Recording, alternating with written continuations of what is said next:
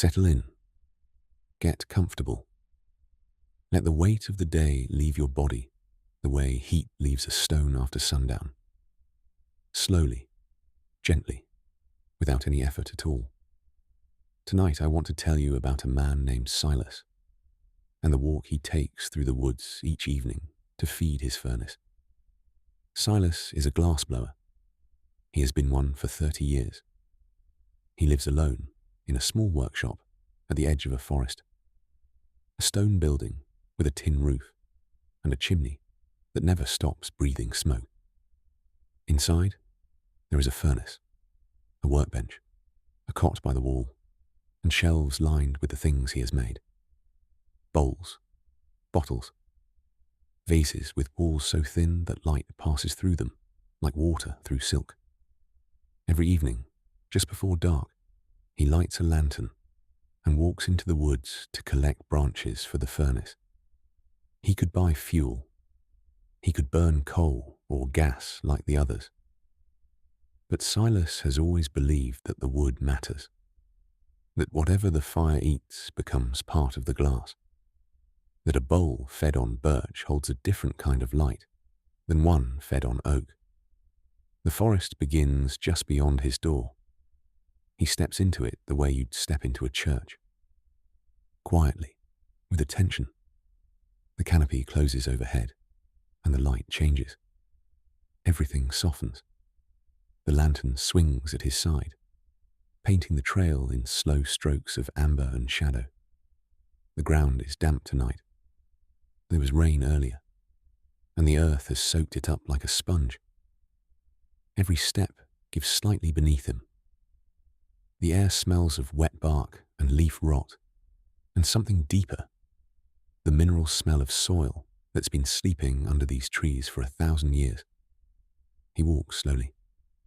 He's not looking for just any wood. He's looking for the right piece, a branch that fell on its own, seasoned by weather, dried by time.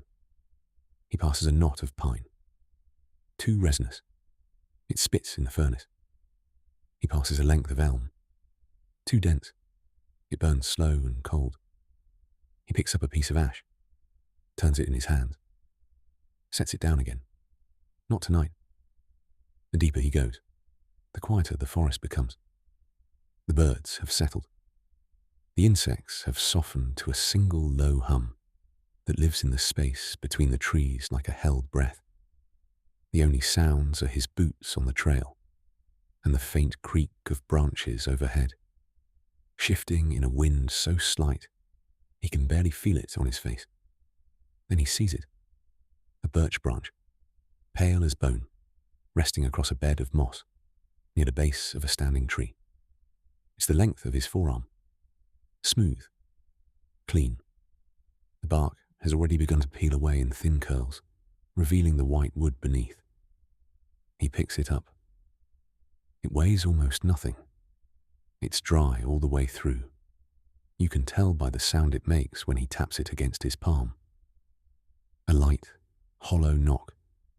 Ready. Silas sits down on a fallen log and holds the branch across his knees. The lantern beside him flickers. The forest breathes.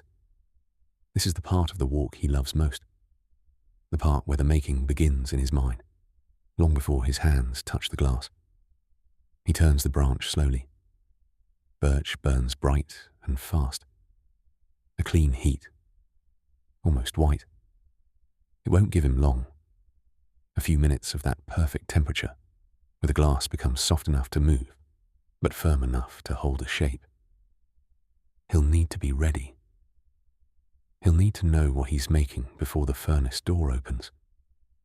He closes his eyes and begins to see it. A bowl, wide and shallow, the kind you'd set on a table near a window where the morning light could find it. The glass will be pale, almost clear, with just a trace of warmth from the birch ash. He'll gather it on the end of the blowpipe, a glowing ball of liquid light, heavy and alive. He'll blow a single breath into it, steady, slow, the way you'd blow across the surface of hot tea. The glass will expand. A bubble will form at the center. He'll turn the pipe, letting gravity pull the shape open, letting the heat do most of the work. The walls will thin. The base will flatten. He'll use the jacks to open the rim, pressing gently, the way you'd press a crease into a letter. And when it's right, when the shape says what it needs to say, he'll break it free from the pipe with a single tap and set it in the annealer to cool, slowly, over hours, letting the heat leave the way. Heat should always leave, without rushing. Silas opens his eyes. The forest is still. The lantern has dimmed to a low amber glow.